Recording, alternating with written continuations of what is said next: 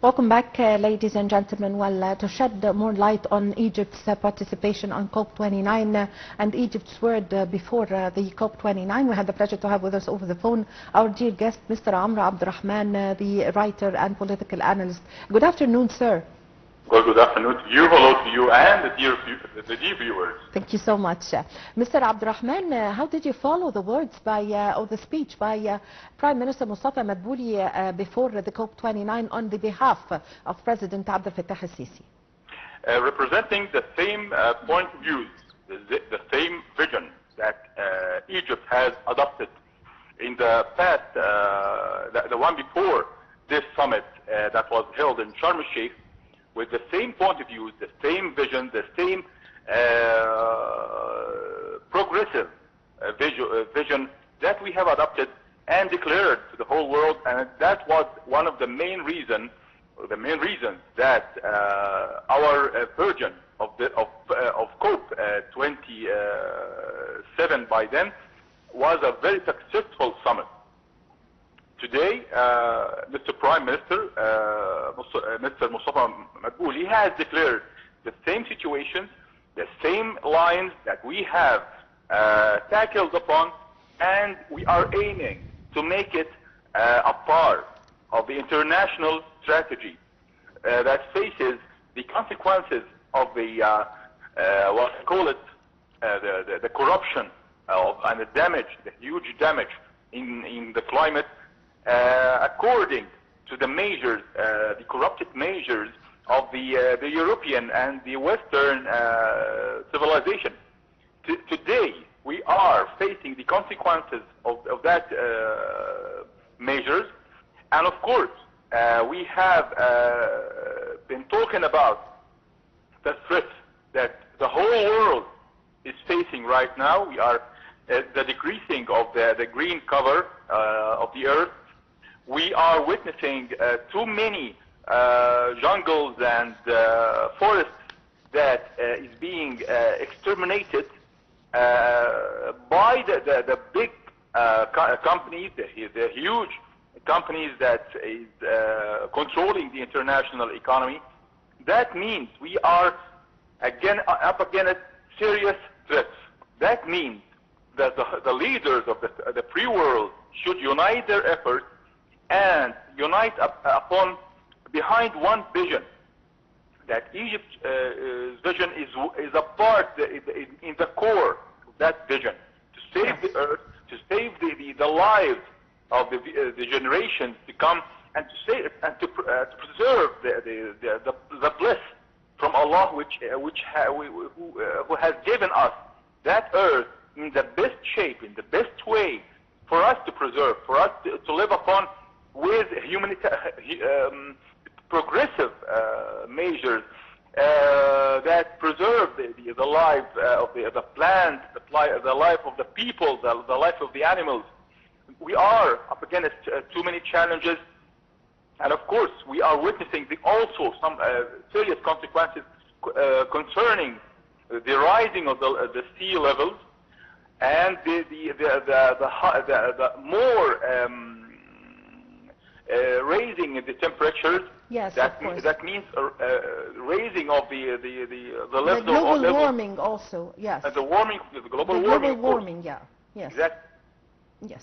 Mr. Abdurrahman, as we see in the speech of Prime Minister Mustafa Madbouli on the behalf of President Abdel Fattah al-Sisi, that he was not only speaking on behalf of Egypt, but also representing Egypt is always speaking Africa or representing Africa. So give us your insight concerning this. I believe that Africa is witnessing huge challenges as a result of the change, the climate change. Too many deserts, the deserts are expanding, and the green areas of land is being reduced. Or as we are speaking right now, we are witnessing today in our world, in this time of our lives, we are witnessing the main conflict is mainly around water sources. and of course the power sources. We are witnessing the conflict with another country over the sources of the Nile River, as we are speaking of our own source of our life. So I believe that the continent in Africa is in the heart of the storm and in the eye of the damage that is a result of the climate change, according to to using harming technologies like chemtrail, like the bigger companies that are using in their own manufacturing the product, by dumping tons and tons of oil in the seas, in the oceans, that represent the main target to tackle upon. Of course, Egypt is going to adopt that vision, and of course I believe that today the world is ready to adopt that vision too. Yes, but today a fresh draft of the UN climate deal have been released on Wednesday, proposes concrete options in order to raise funding for needy or for poor countries, but still it leaves unresolved sticking points that have long delayed an agreement. What's your comment?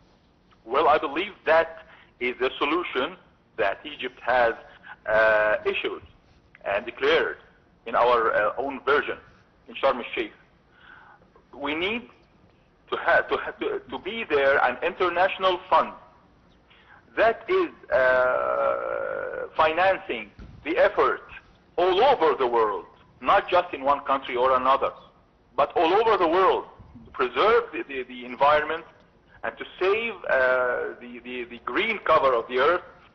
And as we are witnessing the consequences of the industrial harming affections to the climate, to the environment, with such action we can mend some of the wounds in the earth, our Mother Earth, and of course it represents a situation that urges the governmental representative in the summit to change their own strategies, to change their own measures, the industrial measures, exactly, the commercial measures should be changed, and in the eye of the change, to face the climate change. Yes, true.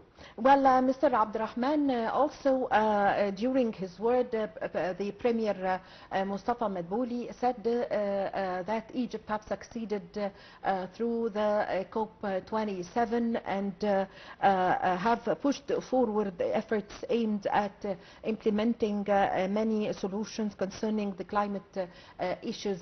So how did you read these words, and how do you see the COP27 that was organized by Egypt as something that we are all proud of? We are definitely proud of what we have achieved in our version of the summit, because it was one of the most successful. It was a day of action, not just words, through